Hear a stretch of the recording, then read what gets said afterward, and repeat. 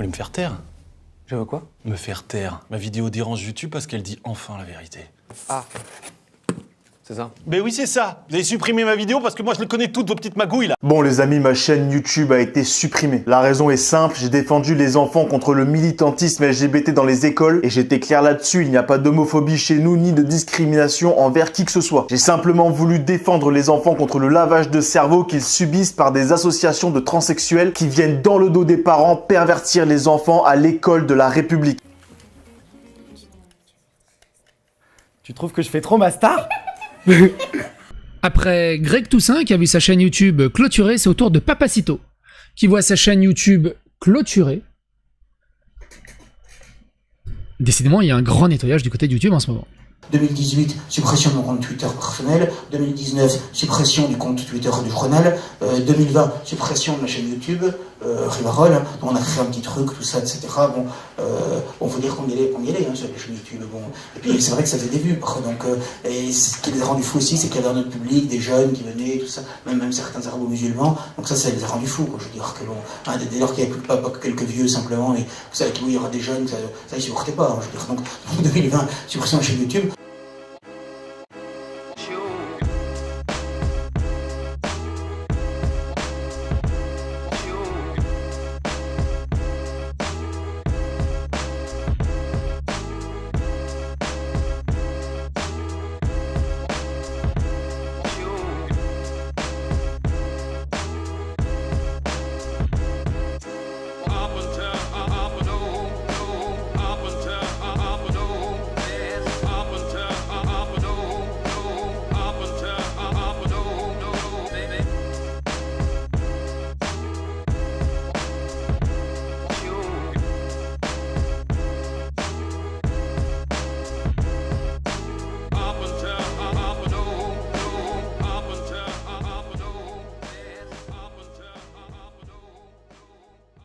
Et quand j'étais ministre de l'Éducation, vous savez, ça m'a rappelé cette période de souffrance parce que j'ai fait les premières instructions contre la pédophilie dans le milieu scolaire. C'était un tabou. Avant, on mutait discrètement les pédophiles, si possible dans les Outre-mer. Comme ça, c'était loin, on n'entendait plus parler. Et la première instruction que j'ai dit que vous avez une obligation de signalement lorsqu'il y a des abus sexuels et des pédophiles dans le système scolaire, ça a été très difficile, très très difficile. J'ai même subi un certain nombre de menaces. Et j'ai vu la chape de plomb qui était sur ce... Alors, quand il y avait des suicides d'enfants, personne ne s'en occupait. Et quand un pédophile était identifié et qu'il mettait fin à ses jours, là, ça faisait un scandale. Mais tous les enfants qui sont morts, qui se sont pendus, ça, personne n'en parlait. Qu'a fait la Maison-Blanche? Eh bien, pendant plusieurs années, elle a rencontré régulièrement les dirigeants des entreprises de médias sociaux et a exigé que les discours qu'elle n'aimait pas soient retirés. Ils ont en outre exigé que ces mêmes entreprises de médias sociaux amplifient le discours de la Maison-Blanche. Incroyable. Alors, supprimez tous les discours que nous n'aimons pas, amplifions notre propre discours. YouTube a supprimé ma vidéo titrée « Londres interdit les réunions privées. Règles, spam, pratiques trompeuses et escroquerie. Pourquoi votre contenu enfreint notre règlement ? YouTube interdit les contenus qui contredisent le consensus des experts d'autorités sanitaires locales ou de l'Organisation mondiale de la santé au sujet du vaccin contre le Covid-19.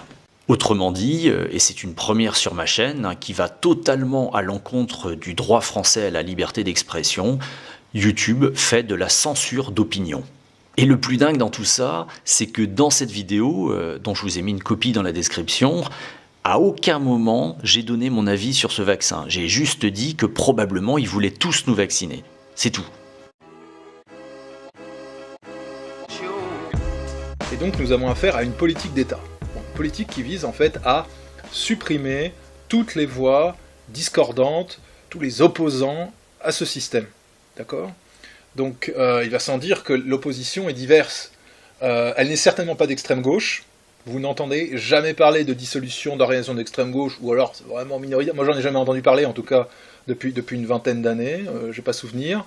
Ce sont essentiellement des organisations identitaires, nationalistes, bref, des organisations qui défendent la population française autochtone. ni les pages Facebook de gauche ou d'extrême gauche. Ça n'existe pas non plus, ça. Ce ne sont ni les pages pro-migrants. Vous avez des tas de pages pro-migrants qui appellent à violer la loi en permanence, je veux dire, à importer illégalement des migrants clandestins sur le territoire français. Enfin, c'est une violation ouverte de la législation. Tout va bien. Ils peuvent appeler aux dons, collecter les dons, etc. Enfin, c'est extraordinaire. Donc non, c'est une censure qui n'est pas, c'est une censure qui est politiquement motivée, et on connaît ses orientations, et on sait qui la met en œuvre. Alors qui la met en œuvre? La LICRA, hein, qui est une ramification d'un gouvernement étranger. D'autres aussi, hein, l'UEJF, bien sûr. Bon, je pourrais toutes les énoncer, mais ça ferait long. Et on connaît leurs orientations politiques. On les connaît très clairement. C'est pas du tout un mystère. Donc, elle frappe, bien sûr, les voix qu'on pourrait qualifier d'identitaires, de nationalistes, c'est tout à fait clair, mais aussi tout ce qui pourrait être critique sérieusement à un titre ou à un autre du fonctionnement de ce système. Alors Alain Soral a eu toutes ses pages supprimées et a eu des peines de prison. Alors c'est vrai que moi je totalise 12 années de peine de prison pour des propos, des écrits qui me sont prêtés ou que j'ai pu tenir, voilà, ça dépend. Et voilà, 12 années de prison en France pour un blogueur. Alain Soral, c'est 1 année de prison très récemment. Hervé Ryssen, c'est un certain nombre d'années de prison très récemment. Alors ça, c'est pour ces personnes-là. Sinon, dans un autre genre, vous avez les gilets jaunes aussi qui subissent une répression très forte, avec des peines complètement délirantes. Et d'un autre côté, vous avez des gens qui, très curieusement, n'approchent jamais une prison ni de près ni de loin. Je m'en voudrais de tous les citer, ça ferait très long. Hein, j'ai quelques idées en tête, je pense vous aussi.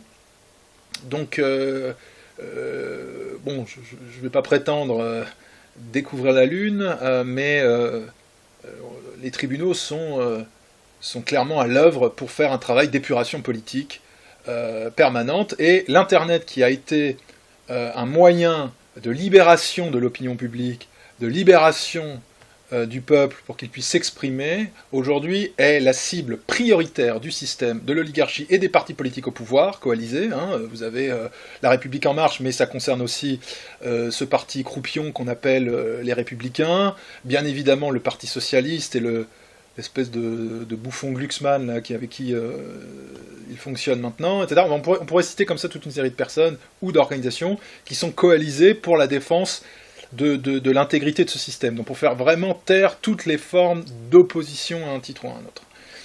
Et c'est vrai que Internet a permis de libérer énormément la parole, et ça les inquiète terriblement, parce qu'ils voient que ça boue dans le peuple. Ils sont très inquiets. Ça fait plusieurs années qu'ils veulent, en fait, censurer l'Internet. Et ça a pris corps par étapes, par petites touches, et maintenant ça devient vraiment systématisé. Moi je me rappelle très bien de Christophe Barbier, qui d'ailleurs est marié à une Kumar Cohen, qui avait déclaré que puisque la Chine pouvait mettre en place la censure généralisée de l'Internet, moi à l'époque j'avais fait une vidéo sur la censure généralisée de l'Internet, il y a quelques années de ça, peut-être qu'à l'époque j'étais passé pour un illuminé, maintenant je pense que beaucoup de gens trouvent que j'étais peut-être un petit peu en deçà de la réalité. Eh bien, à l'époque, Christophe Barbier avait dit que c'était faisable au niveau français et au niveau même de l'Union européenne. Alors ça, c'est la grande ambition du gouvernement parallèle qui contrôle la France, c'est effectivement d'imposer la terreur sur en fait l'espace Internet. Hein. C'est d'empêcher les gens d'exprimer leur opinion, d'empêcher les peuples d'Europe de se révolter contre leur tyrannie, en fait. Hein. Donc ça se met en place, et ce qui pouvait sembler grotesque il y a encore 2 ans, encore 3 ans, aujourd'hui devient notre réalité. C'est-à-dire que là, vous allez avoir la loi Avia qui va arriver, du nom de cette députée La République En Marche, qui est censée la porter au Parlement. Alors non, c'est un pot de fleurs, c'est une potiche. C'est pas elle qui écrit cette loi-là. Ceux qui ont écrit cette loi, c'est ceux qui ont créé le rapport pour la censure de l'Internet. Et qui a écrit le rapport? C'est le CRIF. D'accord? Donc c'est eux qui écrivent les lois en France. C'est pas Laetitia Avia. Laetitia Avia, elle va poster le courrier au Parlement. Voilà, elle dit, voilà, c'est ça qu'il faut faire. Voilà, d'accord. Alors évidemment, c'est un paratonnerre, Laetitia Avia. C'est-à-dire que quand ils font une saloperie, ils n'ont pas envie, si vous voulez, de l'assumer totalement. C'est là que vous voyez le management racial auquel se livre ce gouvernement occulte. Ils veulent pas prendre l'éclair, si vous voulez. Donc on délègue Laetitia Avia pour prendre le choc dans la place publique. Alors elle, je présume que ça lui fait plaisir. Elle dit, ah bah j'ai une loi à mon nom, voilà. Bon, mais non, c'est pour que l'hostilité inévitable, avec toutes les lois de censure, parce que fatalement il y a un retour de bâton dans l'opinion publique, l'identifie, elle, comme étant l'origine du problème. Et si jamais ça tourne mal, bon, bah ils diront, non, mais nous on n'était pas, on n'y est pour rien. C'était Laetitia Avia de La République En Marche. Non, c'est pas Laetitia Avia, c'est le numéro 2 du CRIF et ses associés dans le crime qui sont responsables de cette loi. Alors, que dit cette loi ? Parce que je parle de la censure, de la censure dont je suis l'objet, ou dont d'autres personnes sont l'objet, mais je veux venir en fait à sa généralisation. Parce qu'en fait, tant que ça ne touche pas les gens, du quotidien j'entends, qui sont pas nécessairement très politisés, les gens sont un petit peu indifférents, ils observent, peut-être ils le remarquent, mais finalement ça les laisse assez indifférents. Bon. Mais la nouvelle loi vise en fait à boucler totalement les réseaux sociaux. Twitter, Facebook, YouTube, j'en oublie peut-être, Instagram, bon, il y en a toute une série. Et cette loi, écrite par le CRIF, qui comme je l'ai dit est une émanation d'un gouvernement étranger, va systématiser, automatiser la censure avec des algorithmes. D'accord ? Et si les réseaux sociaux, enfin, ils vont pas faire opposition, hein, mais si les réseaux sociaux traînaient un peu des pieds, eh bien, il y aura tout un mécanisme de, si vous voulez, de peine d'amende contre ces réseaux sociaux qui sont tellement énormes qu'ils sont obligés de se soumettre. Ou alors de quitter la France. Parce qu'à un moment donné, ça sera même pas nécessairement très rentable en fait, mais ou tellement compliqué techniquement que ça deviendra ingérable quoi. Mais bon, pour le moment, ils suivent, mais c'est pas une surprise. Facebook est entre les mains de qui vous savez, YouTube est entre les mains de Google, qui est une propriété de qui vous savez, et ainsi de suite. Et Instagram est une propriété de Facebook, donc voilà, la boucle est bouclée. Donc en fait, la purge a commencé. L'automatisation de la censure est lancée, et avec les algorithmes, ça va aller très vite. Alors la loi donc, Avia CRIF va appliquer ça à tout le monde. Donc en fait, tous vos commentaires vont être analysés en temps réel, et non seulement on va encourager le mouchardage.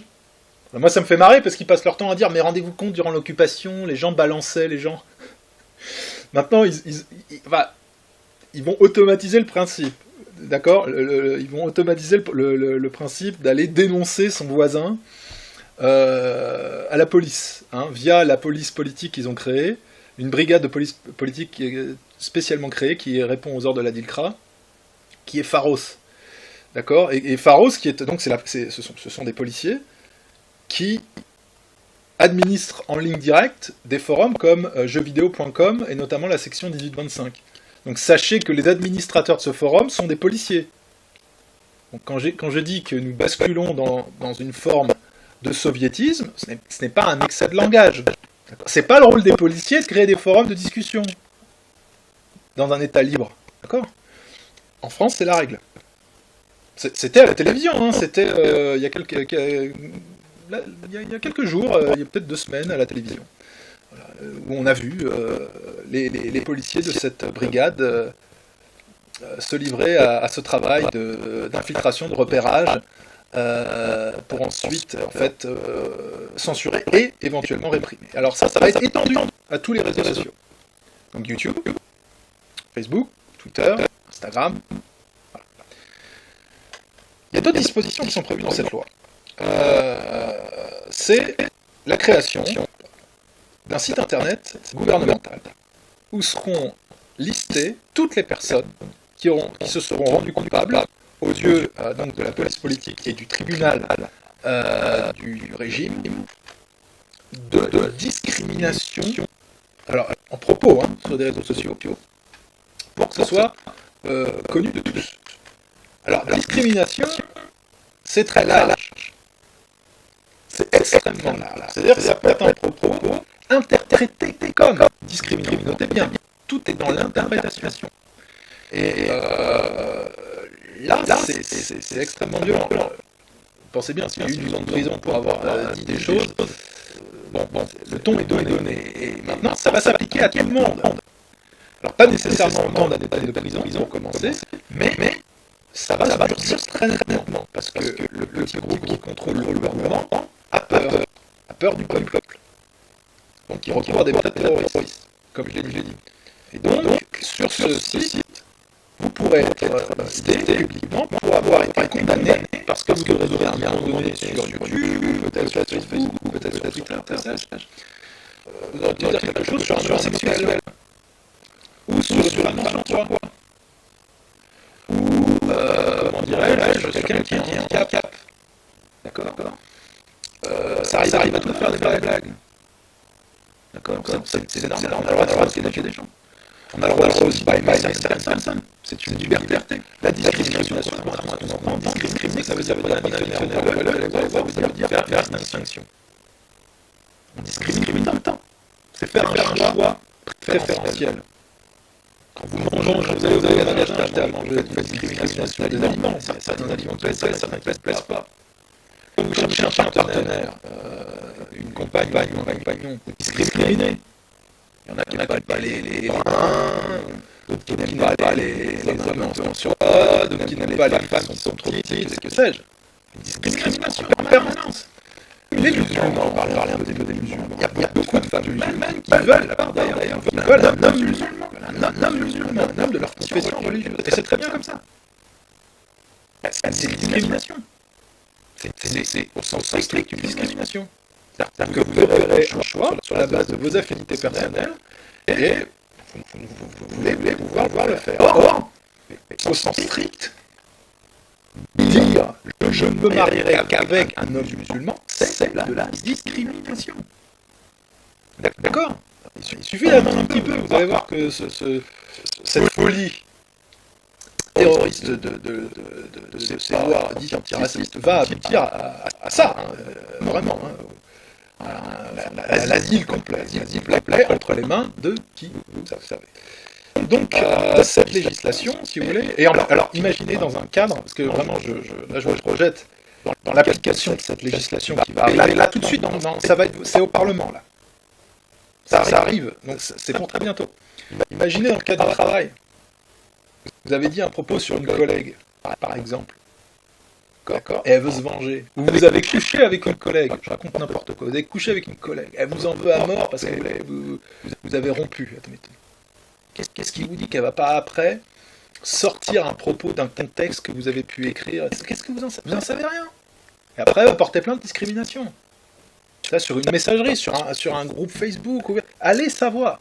C'est-à-dire que ces lois sont des lois terroristes qui sont faites pour terroriser et qui donnent au gouvernement et à ses tribunaux et aux organisations très clairement identifiées dont j'ai parlé, des leviers extraordinaires pour terroriser tout le peuple. Des millions, des dizaines de millions de gens potentiellement. Potentiellement, j'entends. Hein.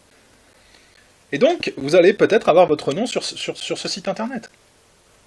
Alors vous allez me dire, à quoi ça va servir? C'est simple.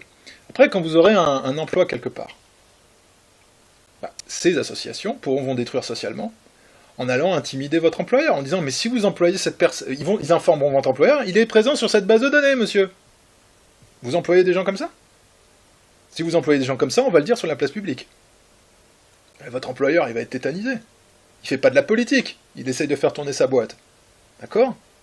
Et je l'ai dit, regardez le type de discrimination, c'est pas uniquement le racisme ou je sais quoi, c'est étendu à tout.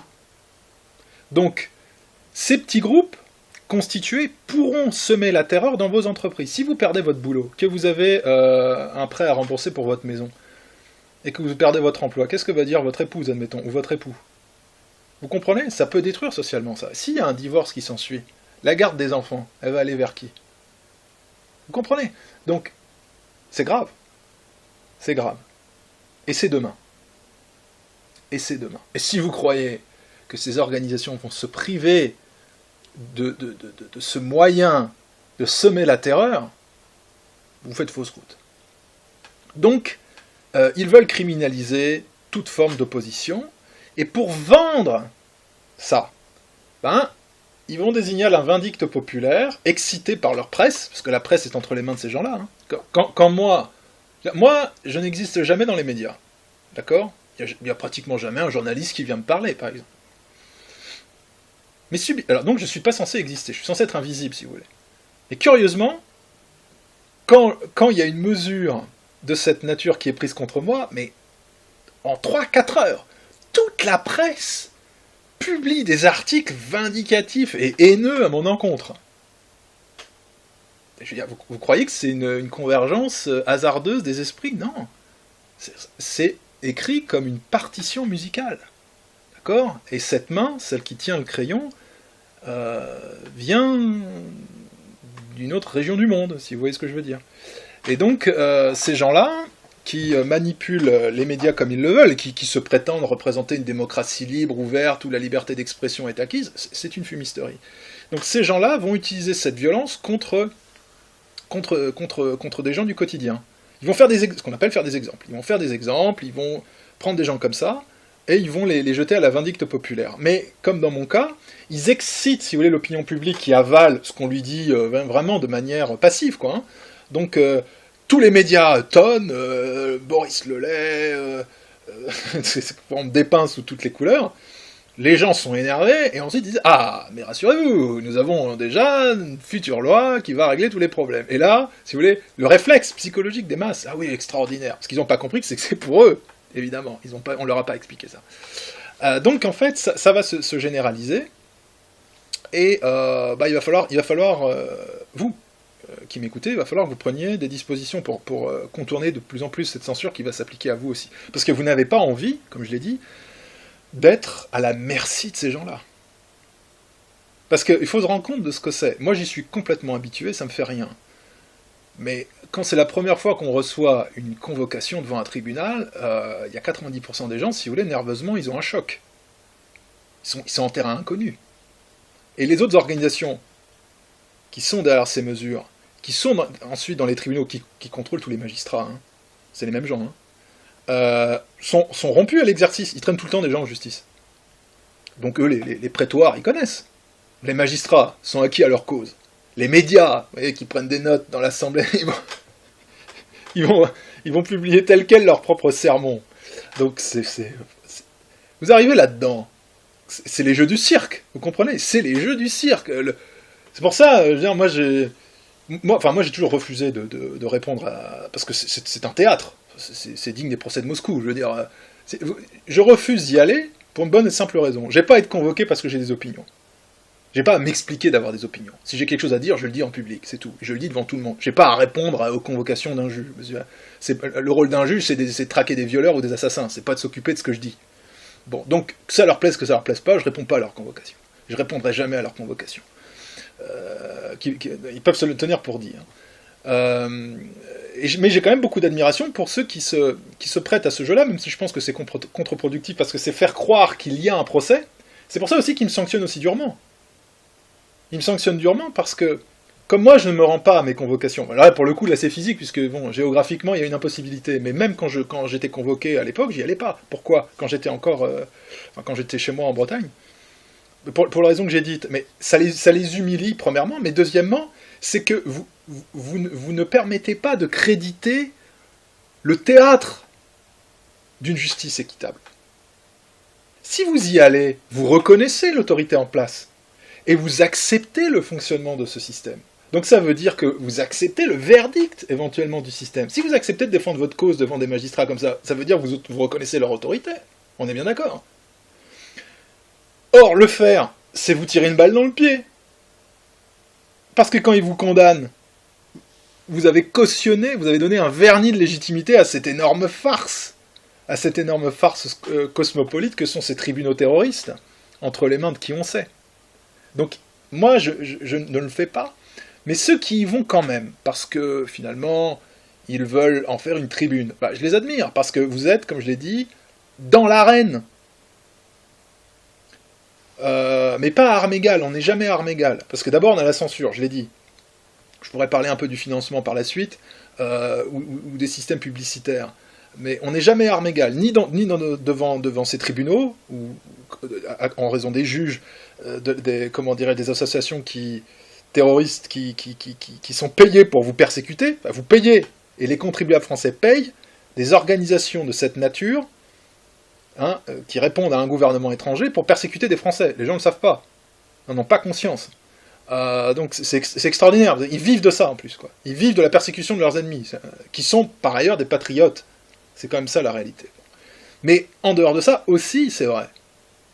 Sur Facebook, comme je l'ai dit, vous avez la presse, le rôle pervers de la presse, de cette presse qui est entre les mains de cette même clique.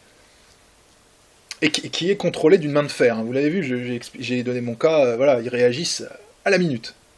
Ils photocopient. Donc il y a un ordre qui est donné. C'est militarisé, le système.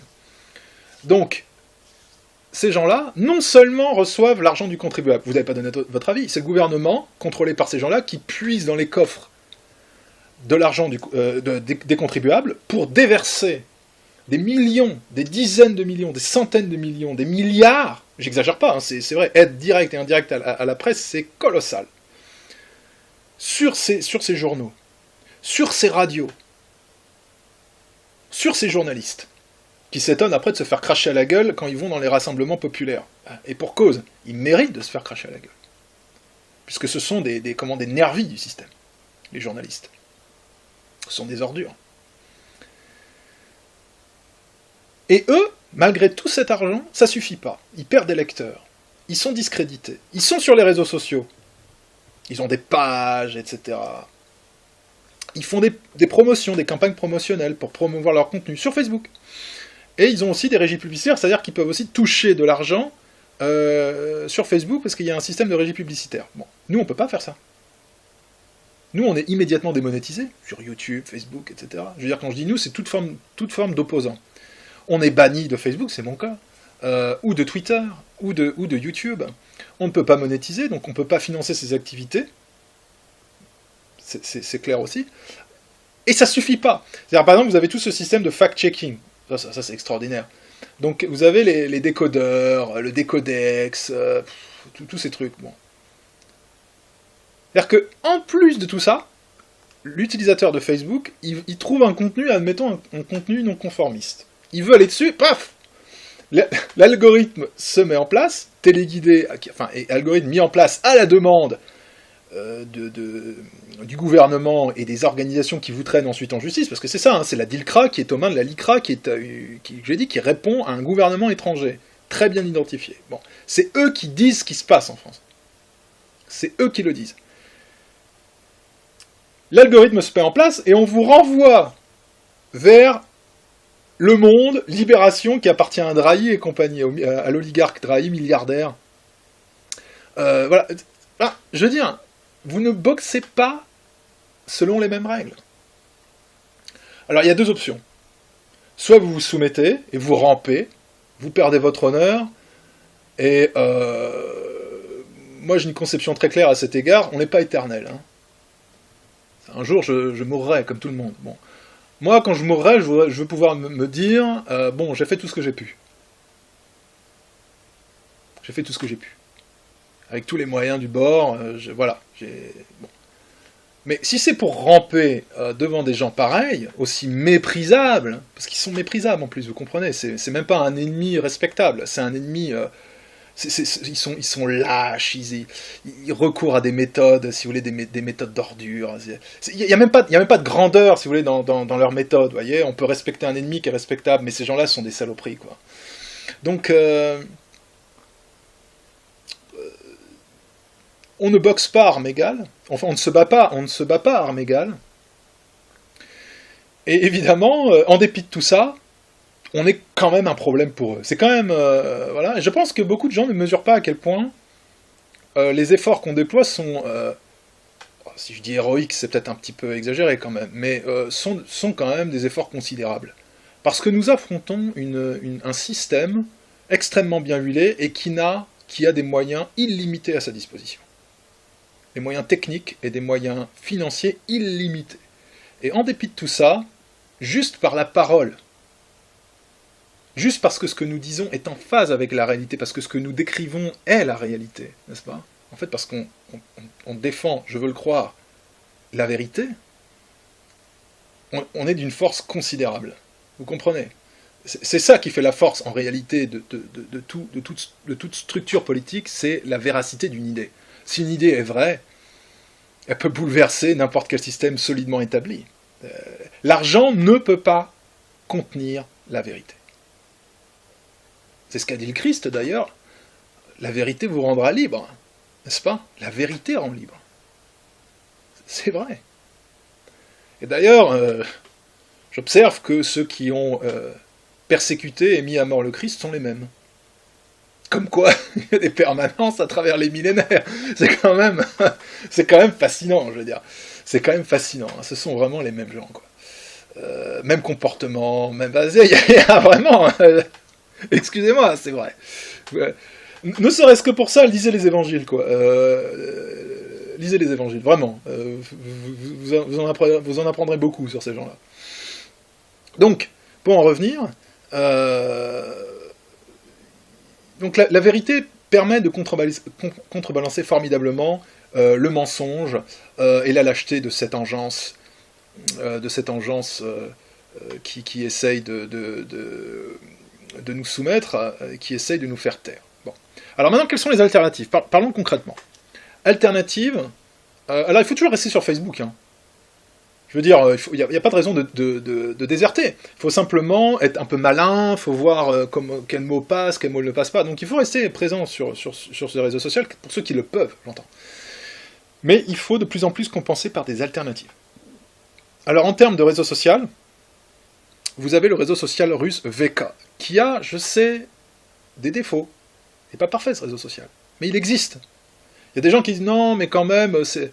Bon, il n'y a pas suffisamment de gens dessus, etc. Ça existe. Mieux vaut ça que rien. D'accord? Ceux qui se font éradiquer de Facebook à la demande du gouvernement parallèle en France, ils peuvent au moins exister sur VK, d'accord? C'est mieux que rien. C'est mieux que rien. Donc ce type de critique est nul et non avenu. Alors il y aura toujours des critiques de détail, ici ou là, oui, mais ça existe. Donc je vous mettrai d'ailleurs toutes mes coordonnées sur VK, vous pouvez me retrouver sur VK, vous pouvez aussi me retrouver sur Minds, assez récent, un réseau social assez récent, qui fonctionne sous le mode d'une nouvelle technologie, nouvelle et pas nouvelle, elle a un certain âge mais elle se démocratise progressivement, technologie du blockchain, pas besoin d'y revenir, ce serait trop compliqué, vous pouvez vous renseigner si vous ne connaissez pas, qui a l'avantage d'être complètement décentralisé. Donc on ne peut pas cibler, si vous voulez, des serveurs dans un pays, etc. C'est beaucoup trop compliqué, tout le monde héberge tout, partout sur la Terre. Donc votre contenu ne peut pas être, si vous voulez, circonscrit, neutralisé, c'est très difficile. Donc Minds offre cette garantie-là. Alors oui, il y a encore très peu de monde sur ce réseau. Mais ça existe. C'est une alternative. On est déjà dans le réseau social d'après, si vous voulez. Hein ? Instagram, c'est Facebook. C'est verrouillé. Alors, il y a des gens qui vont dire, oui, mais c'est très populaire. Pour le moment, c'est très populaire. Pour le moment. Parce que c'est les technologies, si vous voulez, des années 2000. Oui, technologies des années 2000. Mais attention, ça vieillit, ça vieillit, ça vieillit, ça vieillit. Et il y a des nouvelles technologies qui arrivent. Donc nous, on est contraint en plus, parce qu'on a un rôle, à mon sens, d'avant-garde. On doit être avant-gardiste. Et quand on rencontre ces problèmes-là, on aura un temps d'avance sur les autres. D'accord? Moi je le sais, ça fait des années que je le dis. Quand j'ai dit en 2014-2015, vous allez voir, l'Internet va être totalement bouclé en France, il faudra opter pour des alternatives, ça a pu paraître délirant, on y est. Donc Minds offre une alternative. Il y en aura probablement d'autres à venir dans les années qui vont arriver, c'est certain. Mais c'est un début. Financement. Ah ça c'est important, parce que vous qui me regardez, beaucoup de gens se disent qu'est-ce qu'on peut faire? Alors ce qui est fondamental en premier lieu, avant toute autre chose, je veux dire, c'est déjà qu'il y ait des idées qui circulent. Quelle action allez-vous entreprendre si vous ne savez pas pourquoi? Donc, il faut déjà que des idées existent et qu'elles soient débattues. Donc ces idées, il faut qu'elles soient véhiculées. Donc Ça, c'est les plateformes dont j'ai parlé, pour ne citer qu'elles, quoi. Mais ensuite, il y a le financement. De quelque initiative qu'il s'agisse, d'ailleurs. Et là, bah, pareil, les plateformes centralisées, comme PayPal, par exemple, aucun opposant politique ne restera sur PayPal. Je peux vous le garantir. Si vous êtes considéré comme un ennemi par le gouvernement parallèle français, vous serez éradiqué. D'accord? Donc si vous... PayPal est quand même très commode quand vous allez faire du shopping en ligne, etc. Donc si on vous en prive, comment vous faites? Vous comprenez? C'est gênant, c'est une gêne. Bon. Mais pour ceux qui veulent solliciter des fonds de la part de leur soutien, de ceux qui veulent aider les idées à circuler, bah c'est problématique aussi. Par exemple, nous, comme je l'ai dit, en termes nous, on peut pas utiliser de régie publicitaire sur Facebook, on en est exclu. Mais par exemple, mes vidéos YouTube, elles sont jamais monétisées. Pourquoi? Bah, je suis interdit de monétisation, c'est tout simple. C'est arbitraire, c'est politique, et c'est comme ça. Voilà, c'est la règle. Voilà, vous dites la vérité, on vous éradique. Donc vous n'allez pas pouvoir lever des fonds, comme ça, c'est sûr. Donc ni PayPal, ni monétisation de vidéos. C'est pour ça, si vous voyez du contenu qui est monétisé en ligne, qui prétend écorner le système, non. Ça marche pas comme ça. Moi, sur Tipeee, par exemple, les plateformes de crowdfunding, la même chose. La même chose. Je m'y suis inscrit 4 jours. 4 jours. Pourtant, en 4 jours, j'ai eu plein de personnes qui sont manifestées pour vouloir soutenir ce que je fais, etc. Non, 4 jours. Si vous êtes sur Tipeee, si des gens sont sur Tipeee, ils sont considérés comme soit alliés, des alliés objectifs, soit insignifiants.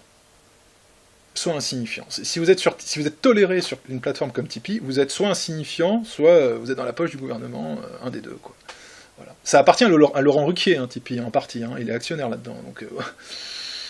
Voilà, vous savez où vous mettez les pieds, quoi. Donc ni PayPal, ni Tipeee pour le crowdfunding, voilà, tout ça est éradiqué. Même Mastercard, la grande finance est derrière aussi, hein, ça cible politiquement. Alors, comme on rentre dans le dur, parce là on n'est pas dans des discussions de salon, d'accord? L'Europe est en train d'être submergée par des millions et des millions de migrants, qui viennent pas sans raison. Je veux dire, il y a aussi des déstabilisations en raison de guerres qui sont menées toujours par les mêmes en Libye, en Syrie, donc je ne vais pas revenir là-dessus, je dévierais trop, mais je veux dire, c'est un système qui est cohérent, d'accord? Donc les migrants arrivent chez vous, vous devez fermer vos gueules. D'accord? Donc il ne peut pas y avoir de critique du système, d'aucune manière, ni à l'origine, sur les causes, ni sur les conséquences. Vous voyez, vous devez vous écraser. Vous avez besoin d'avoir des voies d'opposition, et une opposition qui se structure. Donc vous avez besoin de les financer à un moment ou à un autre. Vous allez me dire, je prêche pour ma paroisse. Oui, tant mieux d'ailleurs, mais il y en a d'autres qui peuvent en bénéficier. Et vous ne passerez pas par PayPal. C'est faux. Et vous ne passerez pas par Tipeee. D'accord? Et de moins en moins par Mastercard. Donc comment faire? Vous avez les crypto-monnaies. Là encore, nouvelle technologie, blockchain, dont j'ai parlé, pour les réseaux sociaux. D'accord? C'est cohérent. Donc, les crypto-monnaies, il y en a beaucoup. La plus connue, c'est Bitcoin. Il y en a d'autres. C'est un moyen de paiement. C'est pas là où vous stockez votre argent. C'est un moyen de paiement. C'est exactement comme PayPal. C'est pour ça que le terme de monnaie, en fait, est surtout une façon de vendre la chose, plus qu'être une véritable monnaie. Donc vous ne stockez pas votre richesse là-dedans, votre patrimoine, vous transférez des fonds. Et Bitcoin est très bien pour ça, parce que là, du coup, le gouvernement parallèle, il est quand même très gêné pour empêcher de recevoir des fonds. Donc, dans vos activités, recourez de plus en plus à ce moyen de transfert de fonds. Je parle pas pour vos activités économiques, je sais pas, ça c'est autre chose. Je parle pour vos activités militantes, ou si vous voulez financer quelqu'un que vous aimez bien. Passez par les crypto-monnaies. C'est l'alternative. Après, à charge à chacun de vous proposer un système. Hein. Comme moi, si vous voulez me soutenir, je vais vous donner un lien en crypto-monnaie. Voilà, très bien, je vous le donne, il sera en dessous de ma vidéo, vous pouvez me soutenir comme ça. Bon, je vous le donne. Systématisez ce principe-là. Créez votre portefeuille, mettez des fonds dessus, et financez les gens que vous aimez bien. Voilà. PayPal, c'est pas la peine. Voilà. Toujours le même principe. Enfin, entre vous, entre vous, pour discuter entre vous, parce que ça c'est très important, parce que la traque se généralise, d'accord? Là récemment, je ne sais pas si vous avez suivi, en Lorraine, Université de Metz, il y a 3 gamines, dont je ne connais pas l'origine d'ailleurs, qui critiquaient apparemment des Noirs qui étaient dans leur faculté. Bon, parce qu'en fait il y en a tellement, Vous savez, il y a des programmes d'échange, machin, ils en font venir beaucoup. Et donc ils critiquaient leur présence, d'une façon ou d'une autre, peu importe. Bon. Elles échangeaient sur Facebook, ces filles-là. Elles ont eu vent de ça, enfin, des personnes ont eu vent de ça, et ça s'est généralisé, et elles vont se faire virer de leur faculté. Alors, c'est pas pour parler du cas dans ce cas précis. Mais vous pouvez avoir plein de types de discussions qui peuvent être problématiques en ce sens que le système et les organisations dont j'ai parlé vont les utiliser pour vous détruire socialement. Ça ne s'applique pas qu'aux blancs qui sont racistes. Pas du tout. Si vous êtes un musulman, et que vous avez un problème avec l'homosexualité, vous n'aimez pas ça. La promotion de l'homosexualité, vous trouvez ça immoral. Bon. Et oui, mais si vous l'exprimez sur Facebook, vous aurez des problèmes. D'accord ? Donc ça ne concerne pas que les blancs qui sont racistes, ou allégués comme tels. Ça peut s'appliquer à des tas de sujets, mais toujours au profit des mêmes. Donc, ce que vous devez faire de plus en plus, c'est recourir à des plateformes de discussion entre vous qui vous garantissent une sécurité par la protection de votre anonymat. D'accord ? Donc, arrêtez de discuter de choses, j'allais dire, vraiment... là, je dis entre des gens qui se connaissent physiquement. Hein. Vos petits groupes à vous. Groupe d'amis, groupe de militants. Ne parlez pas sur Facebook. C'est comme si vous parliez aux flics. C'est pareil. C'est comme si vous parliez à la police politique, ou comme si vous mettiez par écrit ce que vous dites et que vous le postiez au CRIF. C'est la même chose. Ne le faites pas. Recourez à des messageries cryptées qui vous offrent un certain anonymat. On pourra toujours discuter à la marge, mais quand même des messageries comme Telegram, par exemple, ou Signal. D'accord ? Je vais vous mettre les liens de ces applications pour smartphone. Voilà, vous ajoutez vos amis, vous faites des groupes de discussion là-dedans, vous discutez entre vous, et vous videz l'historique une fois de temps en temps, et point barre. Et la police politique n'en saura pratiquement rien. Je dis bien pratiquement. Pratiquement, voilà. Bon, je suis pas en train de parler de mettre au point, je sais pas quoi, des choses à caractère illégal. Je dis simplement de discuter... Illégal, attendez. À caractère violent, je dis. Voilà. Mais les discussions libres entre amis, faites-les dans un endroit sécurisé. Et donc, recourez à des applications qui vous permettent de le faire. Pour vos ordinateurs, il faut utiliser ce logiciel qui s'appelle Ricochet, pour vos PC. Ricochet, je vais vous mettre le lien aussi vers cette application, ça ne conserve rien de vos discussions. D'accord ? Là encore, c'est pour vos connaissances, les gens que vous connaissez physiquement. Installez Ricochet sur votre PC, vous donnez votre identifiant à votre ami. D'accord ? Donc, vous lui dites, voilà, je vais te contacter, ok. C'est très simple à faire, hein, c'est vraiment pas un problème, quoi. Ça passe par... vous verrez comment c'est fichu, c'est assez simple à utiliser. Vous connaissez, vous faites des groupes de discussion comme ça ne conserve aucun log, il n'y a rien qui est conservé. Ricochet, c'est la meilleure façon d'échanger entre vous via vos PC. D'accord ? Donc plutôt que d'avoir des chats sur Facebook ou sur des sites qui sont des passoires, utilisez Ricochet. Et discutez entre vous comme ça. Recourez à ces moyens qui vous sont donnés gratuitement. Voilà. Ça, c'est pour vous, votre propre protection. Parce que vous avez l'œil de Sauron qui vous regarde, qui veut voir où vous êtes, qui veut voir ce que vous faites, qui veut pouvoir vous détruire socialement. N'oubliez pas qu'on va là, dans les années qui viennent, vers la suppression de l'argent liquide. Qu'est-ce que vous allez faire dans une société où le gouvernement tenu par les gens que vous savez pourra bloquer tous vos paiements d'une seule décision. Vous n'aurez plus aucun transfert de fonds, plus rien. Qui pourra lister tout ce que vous avez dit sur une plateforme publique, etc. Parce qu'il commence en disant oui, mais vous savez, ce sera que pour les condamnations. Au début, oui. Mais après, qu'est-ce qu'il nous dit qu'ils ne vont pas élargir la plateforme à d'autres choses ? On n'en sait rien. Vous comprenez ? Il y a une dynamique. Donc, cette censure qui frappe des gens comme moi, de manière, quand je dis spectaculaire, c'est-à-dire qui a un caractère de spectacle, ça va s'étendre au Kidam.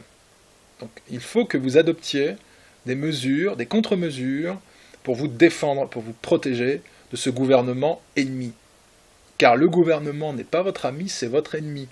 Que vous soyez gilet jaune, que vous soyez un nationaliste, peu importe, il n'y a pas de distinction pour le gouvernement, vous êtes à éradiquer parce que c'est la population autochtone qui doit être réduite en esclavage, soumise et ensuite éradiquée. Comprenez ça?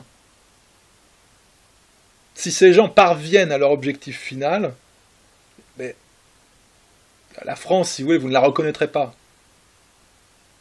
Vous ne la reconnaissez déjà. Certains d'entre vous vont me dire, mais je la reconnais déjà pas. Oui, mais c'est un avant-goût, ça. C'est un avant-goût. Et cette structure occulte qui contrôle le gouvernement, qui met en place cette véritable tyrannie, n'en est qu'au début. Pourquoi vous croyez qu'ils mettent des peines de prison contre des gens comme nous simplement parce qu'on critique? C'est parce qu'on appuie là où ça fait mal. Pourquoi ils veulent nous priver de plateforme? Et parce qu'on dénonce tous ces partis bidons de cette démocratie mensongère. La démocratie, c'est une farce. Ça n'existe pas, la démocratie. C'est une farce. C'est une imposture entre les mains de la finance. Hein, on vous met un parti A contre un parti B, et on les fait jouer l'un contre l'autre. Mais vous en faites pas, hein, ce sont des marionnettes. En dessous, c'est les mains de la même personne hein, qui contrôle. Hein. Ne vous faites pas avoir avec ça. Là, on pousse les gens vers les élections. Ça n'a jamais rien changé, les élections. Si ça changeait quelque chose, ça serait interdit, les élections. Au contraire, on vous y pousse. On vous dit, n'oubliez pas de vous inscrire sur les listes, qu'est-ce que ça va changer? Enfin, soyons sérieux. Les choses qui ont fait changer, les seules choses qui ont apporté un changement dans l'histoire sont les révolutions, pas les élections. Soyons un peu sérieux, basons-nous sur l'expérience historique. C'est les révolutions qui font accoucher des changements. Pas le fait d'aller le dimanche voter pour un parti bourgeois A contre un parti bourgeois B. Si demain c'est plus Macron le président, en sachant qu'il a succédé à Hollande et que c'est quelqu'un d'autre, et que ce soit Wauquiez, ou que ce soit... Vous croyez que ça va changer quelque chose? Mais non. Donc, le système suit sa ligne. Les décisions sont prises à un niveau beaucoup plus élevé. Les gens que vous voyez au pouvoir à l'Élysée n'ont pas le pouvoir. Ils appliquent ce qu'on leur dit. Les véritables donneurs d'ordre sont ailleurs. Donc voilà. Et il y a des empêcheurs tournés en rond qui, avec 3 bouts de ficelle, essayent de s'opposer à ça. C'est les gens comme nous, quoi. Alors oui, évidemment, on est des ennemis d'État, quoi. Et on a vocation à disparaître. Du moins, virtuellement au début, physiquement après, quoi. Mais du moins, l'espère-t-il. Donc, voilà, protégez-vous, adaptez-vous, prenez conscience que c'est un processus que nous n'en sommes qu'aux premières étapes, et que plus la tension s'accumulera, plus ça va être brutal. Hein. Ça, c'est clair. Ces gens ne vont pas abandonner le pouvoir parce que des gens le souhaitent, quoi. Non, ça va pas fonctionner comme ça du tout, quoi. Donc, organisez-vous, et voilà, c'est la nouvelle donne. C'est la nouvelle donne. Comprenez bien, hein, je vais conclure ma vidéo là-dessus. La France du XXe siècle, de la deuxième moitié du XXe siècle, dira-t-on, avec les élections cantonales, non mais ça c'est fini. D'accord, avec la feuille de chou locale, c'est fini ça. C'est terminé. On est dans une période radicale, une période de bouleversement, une période brutale, d'accord, d'accélération historique formidable. D'accord. Donc les gens qui sont en haut de la chaîne alimentaire n'ont aucunement envie de se faire dévorer. D'accord. Donc ils prennent les mesures nécessaires pour nous faire taire. Voilà. Mais tout le monde a bien compris de qui il s'agit. Tout le monde sait comment ils agissent, en tout cas, un nombre grandissant de personnes en prend conscience, ça les rend de plus en plus nerveux, en haut lieu, et voilà. Mais on va les rattraper, hein. C'est une bataille de retardement. Ils retardent, ils ne gagnent pas. Donc, il faut nous organiser de manière horizontale, notamment souterraine. Voilà, quand il y a un obstacle, soit on le contourne, soit on passe par en dessous ou par au-dessus. Ça dépend, hein, je veux dire par des tunnels, voilà, bon. On peut faire des manœuvres d'encerclement, mais peu importe. Donc s'il y a un obstacle, on le contourne. Et je vous ai donné des moyens de le contourner. Et on le contournera de plus en plus, les gens le contournent de plus en plus parce qu'ils n'ont pas le choix. Hein, c'est la règle de l'offre et la demande. Si on ne peut pas utiliser les réseaux sociaux actuels centralisés avec les serveurs, ces grandes entreprises qui censurent à tout va, les gens vont progressivement migrer vers de nouvelles plateformes, et notamment avec les nouvelles technologies. C'est fatal. Dans la décennie 2020-2030, c'est fatal.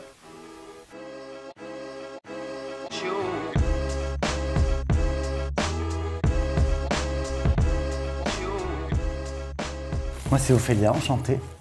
Bonjour monsieur. Alors moi c'est pas monsieur, c'est madame. Est-ce qu'il y en a qui sont des parents de même sexe? Hein? Il y en a pas. Bah ça existe. Aujourd'hui tu peux. J'ai vu à la télé. Et en fait dans la vraie vie, je suis un garçon. C'était quoi votre prénom d'avant? Je m'appelle Mathéo. C'est Anaïs.